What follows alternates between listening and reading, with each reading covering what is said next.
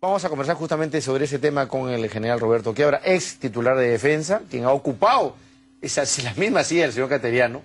Y comentábamos, yo, entre todo, general, un gusto, buenas noches, gracias por estar con nosotros. Yo no recuerdo a un exministro o un ministro en ejercicio que lo hayan vapuleado tanto, ¿no? O por lo menos que haya caído tanto en este juego pequeño de la adjetivación, de la acusación política, de la cosa poco relevante. No sé si usted tiene mejor memoria que yo. Acá yo creo que, como comentábamos, yo creo que acá hay que tener en cuenta lo siguiente, ¿no? Hace poco la juventud ha salido criticando el comportamiento del Congreso en la elección de gente que no estaba calificada para cargos importantes en el país. Esta agresión verbal que hoy día hemos podido comprobar nuevamente en una interpelación a un ministro, yo creo que genera más violencia. La agresión verbal genera violencia. Ahora, la ha provocado él, bueno, usted está claro, pero interpelar a un ministro de Defensa por su carácter, por lo que opina, yo creo que los congresistas no se dan cuenta. Cuando tú interpelas a un ministro de Defensa, trasciende las fronteras. Lo que dice un ministro de Defensa y un canciller trasciende las fronteras. Un canciller, por ejemplo, no puede hablar mal de otro país, como sí lo podría hacer, por ejemplo, cualquier otro ministro de un sector interno del país. Hoy día no necesitas un Ariza. Claro. Para que conozcan. ¿Para qué han comprado un suboficial de la Fuerza Aérea, Ariza, para que conocer aspectos internos de nuestra Fuerza Aérea? Si hoy día hemos visto que en el Congreso, en esa pelea verbal, se han desnudado algunas falencias que no tiene por qué conocerse en una interpelación. Si la interpelación era por temas muy puntuales, ¿para qué tocar temas que tienen que ver con la defensa nacional? Todos los que han estado ahí han cometido una traición a la patria. Todos han tocado temas que afectan a la defensa nacional. Pero usted parte por reconocer que el ministro Cateriano ha hecho lo suyo, ha provocado. Pero él lo provoca políticamente, está bien, pero la madurez de un Congreso que interpela a un ministro de Defensa tiene que mantener una altura donde le puedes golpear al ministro, pero no desnudando las cuestiones de defensa nacional. Bueno, palabra madurez para un Congreso son palabras mayores, ¿no? Pero ya es tiempo, ¿no? Bueno, sí, como es tiempo para muchas otras cosas más. Porque, o sea, muchas cosas más. Yo creo que si tuitean ahorita la juventud nuevamente se va a parar en la puerta del Congreso para decir que lo cierren, ¿no? Y como yo lo he dicho acá, si el señor Humala mañana lo cierra va a tener 80% de aprobación, seguramente, como pasó en el 92. Entonces, yo creo que es tiempo de darnos cuenta, los partidos políticos tienen sus líderes, tienen que darse cuenta lo que significa interpelar a un ministro de Salud, ministro de Educación, de interpelar a un ministro de Relaciones Exteriores que nunca ha estado felizmente, o a un ministro de Defensa. Primera vez que se interpela a un ministro de Defensa de esta manera. Ahora, yo, disculpe, general, insistiendo con su argumento. Sabiendo eso, también creo yo que los presidentes, los jefes, los mandatarios tienen que darse cuenta que no pueden poner a cualquiera en ese sector. O sea, justamente, a mí no se me hubiera pensado jamás verlo a Alan Wagner en una situación como esta en el Congreso de la República. ¿Por qué? Porque tiene una imagen de una persona metida en el rubro, que genera respeto, más allá de su posición política.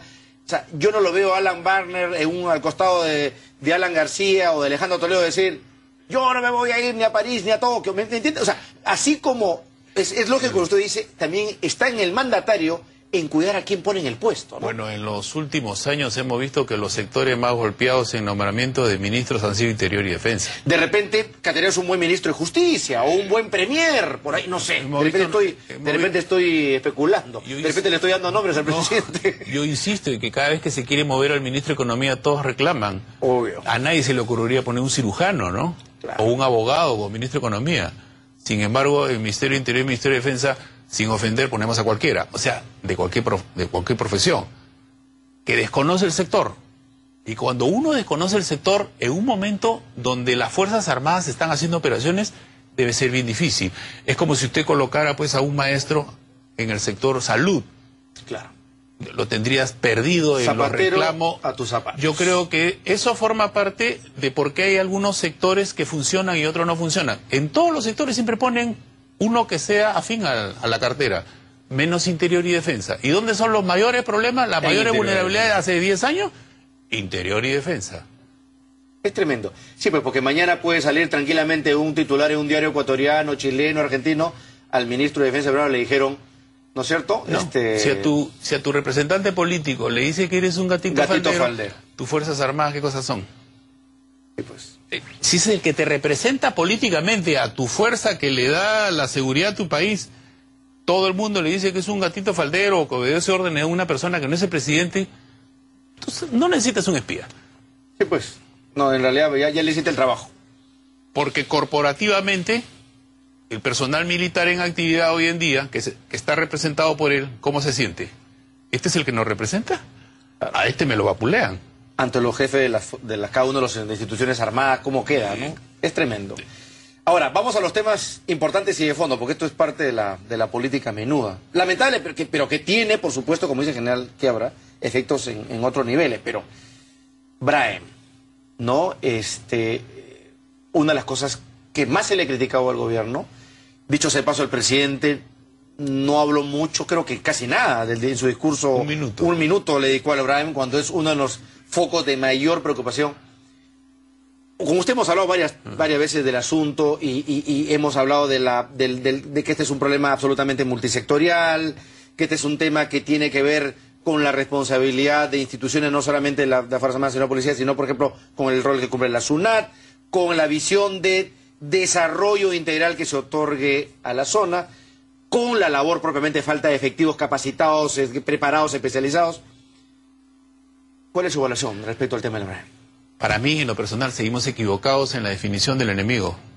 En los congresistas siguen hablando de que hay terrorismo. Hay uno que dice que todavía vive Sendero. ¿Cuál es el último atentado terrorista que ha tenido el Perú? Si no, fijemos, tenemos que estar nosotros al día con los conceptos para poder ver cuál es el enemigo, para poder aplicar la estrategia. Si no lo equivocamos, ¿no? En el mundo se habla de terrorismo cuando significa un atentado de Al-Qaeda. Cuando hubo la maratón de Boston, el presidente Obama esperó para determinar quién era el autor. ¿Qué dijo? Es un acto terrorista. Porque si no, nosotros veíamos qué cosa es lo que hay en México. En México hay narcotráfico, pero las bandas de narcotráfico en México emplean coche bomba. Y ejercen el terrorismo, obvio. Emboscadas, han matado a un almirante. Tú no puedes hablar que hay terrorismo. Porque si tú dices que hay terrorismo, México, su turismo se va a cero. No. Y su sistema, tendrías tú que en todos los controles terrestres, tendrías tú patrullas que hacen bajar a todos los tripulantes, a todos los que están en un ómnibus. Por pedido de los Estados Unidos. Porque sería vete el narcotráfico. Y el narcotráfico tiene otra estrategia. En el Perú, ¿qué tenemos? Si en el Perú tú le dices a los soldados que van a Brae que vas a luchar contra terroristas, aplica la estrategia que hemos visto en este resultado, donde estás aplicando una ley de empleo de la fuerza que es para toque de queda en zona urbana. ¿Cómo puede ser posible que una zona donde en cualquier momento te emboscan los hermanos Quispe, tú tengas que una patrulla le haya hecho alto 3 veces a un micro? ¿Alto? 3 disparos al aire. Entonces, ¿qué cosa? Ahí están los resultados. Los resultados es que con ese procedimiento, los que pagan pato son los soldados que la aplican, pues. Claro. Entonces, ahora hay que ver que todos los heridos en esa combi son producto de los efectos colaterales, porque no han disparado, si hubieran disparado directo a la combi, estaríamos hablando de 15 muertos. Pero estamos equivocados, porque si tú quieres controlar el desplazamiento de vehículos con terroristas o con narcos, pones una tranquera, pues. Obvio. Pones un puesto de control, pero no que se embosque una patrulla para que cualquier micro que se desplace le haga 3 disparos al aire. Entonces, ese es un procedimiento que se emplea en toque de queda, en zona urbana, cuando tú dices a partir de tal hora nadie se mueve y pones una tranquera o pones... zona de emergencia. Entonces, yo creo que estamos equivocándonos en la definición del enemigo, que es un enemigo a nivel nacional, que requiere una cabeza a nivel nacional, que tiene que ser el primer ministro, un consejo de lucha contra el narcotráfico. La jefe de día no puede seguir siendo la cabeza de la lucha contra el narcotráfico en el Perú porque es un nivel muy bajo en comparación con el significado de la amenaza. ¿Qué dice a nivel presidencial? Primer ministro. O por lo menos. Porque el presidente no asume responsabilidad. Claro. Primer ministro y un consejo de lucha. Por ejemplo, se dijo que SUNAT va a controlar los insumos químicos. Ahora en este mes de agosto... Dice que en septiembre ya ponen el sistema. No, agosto, ¿no es cierto? Bueno. El empadronamiento de todas las empresas. Son 40.000 empresas, 100.000 camiones. Si tú le quitas los insumos químicos para que no lleguen al Brae, que es la mayor cocina de cocaína, no necesitas soldados, ni emboscadas, ni patrullajes. Con eso usted cree que se resolvería gran parte del problema. ¿Qué haces tú con los cultivos de coca si no te llegan los insumos para producir la cocaína? Si tú controlas las rutas de salida hacia Bolivia, donde están entrando las avionetas, donde los mismos campesinos dicen que las avionetas vienen de Bolivia, dejan los dólares y se llevan... Como ha reportado la congresista Obregón en sus diálogos. Como hacía Colombia en los años 90. ¿Ese es terrorismo? Claro. Ese es narcotráfico. Y por tanto, una vez teniendo esos puestos de control, uno puede derivar justamente, digamos, comandos y fuerzas del orden para resguardar ese tipo de puestos. Y por tanto, una vez teniendo esos puestos de control, uno puede derivar justamente, digamos, comandos y fuerzas del orden para resguardar ese tipo de puestos y no esparcirlos en otro tipo de actividad. En la zona del Brae no tiene muchos accesos porque los insumos químicos no llegan en bolsitas, llegan en camiones, llegan en cisternas. Si yo te preguntara, ¿dónde está el puesto de control fijo de querosene que se dijo hace 3 años? ¿Dónde está? No figura. Entonces, no queremos. Así es. El famoso software para controlar los insumos químicos. Más de 8 años. O somos incompetentes o ya estamos penetrados. Entonces no podemos seguir hablando 8 años del mismo tema. No hay un ingeniero competente de alguna universidad del país que pueda hacer un software. Bueno, piratéate lo de Colombia, pídeselo a Colombia. O de México. Pero si Colombia lo tienes acá cerca, pídeselo a Colombia. Entonces nosotros... O sea, ¿ha habido más que negligencia ahí? Yo creo que no se quiere combatir el narcotráfico. Eso es grave, ¿no? Pero eso es muy grave. No vamos a lo simple, erradicación de cultivos. Con la erradicación de cultivos, ¿qué haces? Generas un problema social porque a esos cocaleros no les estás dando una alternativa. ¿Qué es un cocalero que le erradica los cultivos de coca? ¿A qué se dedica? A otra cosa, pues, cacao o lo que fuera. Dáselo, pues. Entonces, la erradicación tiene que venir con el desarrollo alternativo. El desarrollo alternativo es que simultáneamente yo te cambie cultivo. Te erradico... Palma aceitera, te doy café, te doy cacao, lo que fuera, y te financio y te apoyo y te subsidio. Por último. En Colombia, ¿qué han hecho los guardianes forestales? Le das sus hectáreas, se la titulas, le das un apoyo inicial para que produzca y le compras ese producto con la única condición que no siembren coca. Entonces tú tienes gente que ya es dueño del terreno, gente que se dedica a un cultivo lícito, pero tienes un mercado que se lo compras. Pero ¿qué pasa si tú te dedicas al cacao y después un saco te lo compran a 1 sol, a 2 soles?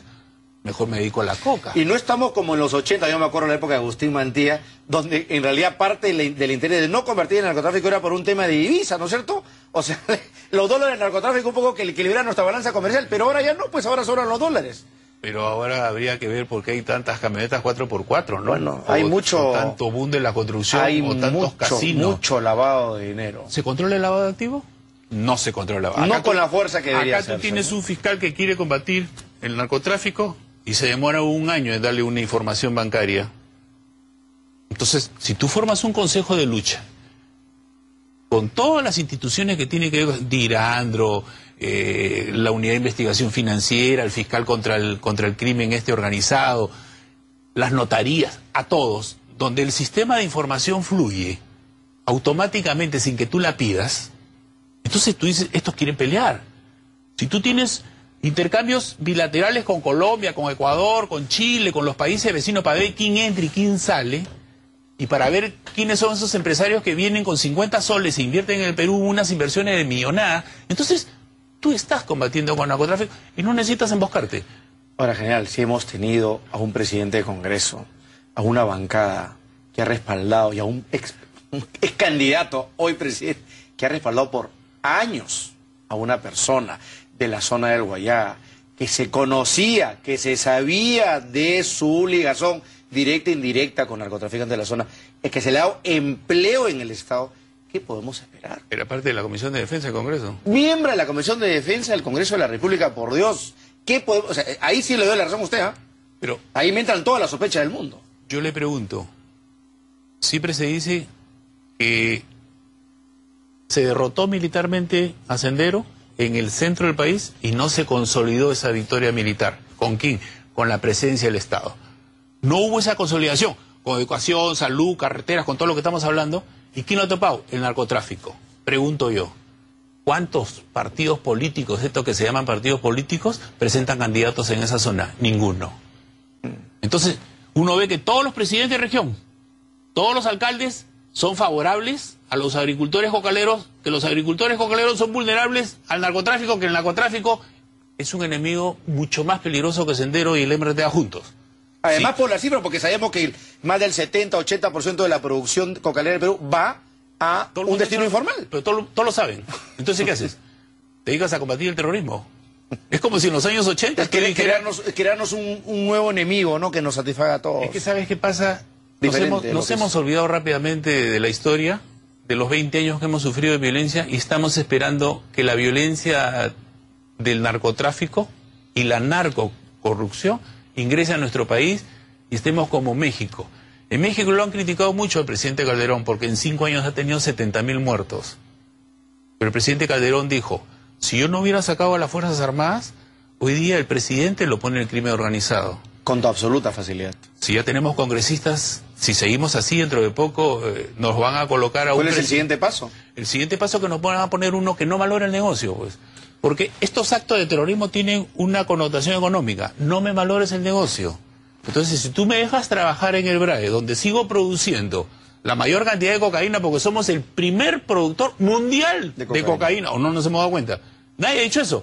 Si tú tienes como objetivo, eres el primer productor y exportador mundial de cocaína, tú dices, sobre esto hago mi estrategia, mis políticas y todos mis medios. Claro, y tú haz como que me combates, pero no me combates. Ahora, haz como que te preocupa, pero no te preocupas. Tú agarras y dices, no, es remanente de Sendero o narcoterrorista. Por ejemplo, a la excongresista, ¿por qué la están denunciando? Por narcotráfico y terrorismo. Porque la decoración con Artemio, obvio.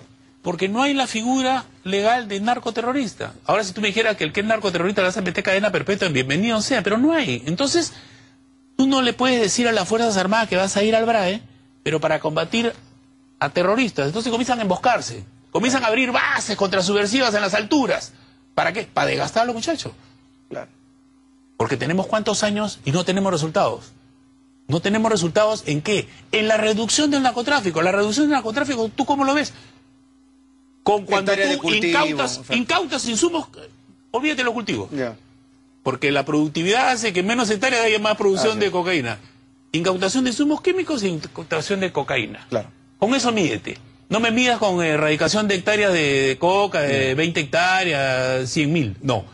¿Cuánto incautas de insumos químicos y cuánto incautas de cocaína? ¿Y cuándo dejas de ser el número 1? Ahí sí podemos decir que tenemos una estrategia que está mejorando. Estamos avanzando. Que está mejorando. Porque esto es muy difícil. Porque tenemos nosotros una violencia diaria que es diferente a la violencia que teníamos hace tiempo. Te cuadraban, por decir así, con un cuchillo, una chaveta, y no te hacían nada. Te robaban y se iban. Hoy ya te matan. Ahora te matan por un celular. ¿Pero por qué te matan? Porque la gente está comida por el narcotráfico, porque ya consume cocaína. Entonces, yo conversaba con el general que va a seguir. Hay que hacer una lucha frontal permanente contra los microcomercializadores que le venden el quete a 50 centavos a un colegial de quinto y primaria. Lo mataste en vida. Entonces, cuando a ese microcomercializador le metas 10 años o 20 años sin beneficios, lo van a pensar 2 veces. Pero ¿qué puedes pensar tú en una sociedad donde la policía va a hacer el operativo y todo el barrio sale en contra de la policía y le pega a la policía, sabiendo que esa familia vende droga? Ese es el problema. Esa es la razón de la violencia ciudadana que tenemos todos los días. Generalizada, ¿no? Entonces, si nosotros no hacemos nada con la droga, nuestros chicos van a seguir muriendo en vida, se van a poner violentos porque pierden la noción del bien y el mal. Acá solamente se quiere combatir la oferta y la demanda. ¿Cuántos centros de rehabilitación son del Estado? Un país que sabe que tiene un serio problema de drogas, no tiene centro de rehabilitación. ¿Por qué? Porque los que cometen crímenes, bajo los efectos de la droga, antes de enviarlos a una cárcel común, primero tienes que enviarle a un centro de rehabilitación. Después lo pasas. Además, lo hacen en calidad inimputable, en muchos de ellos, porque están pues... Entonces, yo creo que hay esos puntos son los que debería nuestro Congreso haber tocado. Todos hacer por eso tenemos el Acuerdo Nacional, una política, una estrategia de todos y preguntarle acá al ministro, oiga, ¿cómo está avanzando nuestra estrategia? Ahí sí, vapuléalo, ahí sí, fiscalízalo, hoy hemos quedado en esto, usted no avanza, fiscalízalo. Ahora, también necesitamos que el gobierno levante el nivel, pues. O sea, si vamos a seguir con las condiciones del día a día y no vamos a poner la discusión en los términos que usted está señalando, general, vamos a seguir en lo mismo. O sea, acá lo que la gente está es esperando soluciones de mediano o largo plazo, sostenibles, pero con enfoques serios, pues si nos ponemos a adjetivar... Como no vamos a decía avanzar. el viejo Basadre, somos un país de oportunidades perdidas. Así Nosotros tenemos que rezar y agradecer de que a pesar de la crisis económica mundial nos mantenemos bien. Nuestro país es un país que todavía puedes comer. Tenemos mucha suerte, ¿no? Tenemos una suerte, pero no sabemos aprovechar de Las esa oportunidades. base y hacer políticas para lograr una consolidación de los jóvenes. Nosotros estamos descuidando mucho al recurso humano. El recurso humano es fundamental, porque si no... Para todo, Porque con recurso humano tú soportas crisis. Así es. Alemania. Claro. Tú te puedes ir al suelo, pero con recurso humano te levantas. Así es. Sin recurso humano, cualquier desgracia te va a costar levantarte. Yo creo que el Perú en educación es lo básico en nuestro país, y vemos que educación no quiere ni mejorar, ¿no? Eso es tremendo. Genial, Cabra, yo le agradezco muchísimo sus reflexiones. Ojalá que nuevamente la agenda, que el sector de defensa se ponga en el lugar que corresponde y no perdamos tiempo, porque la verdad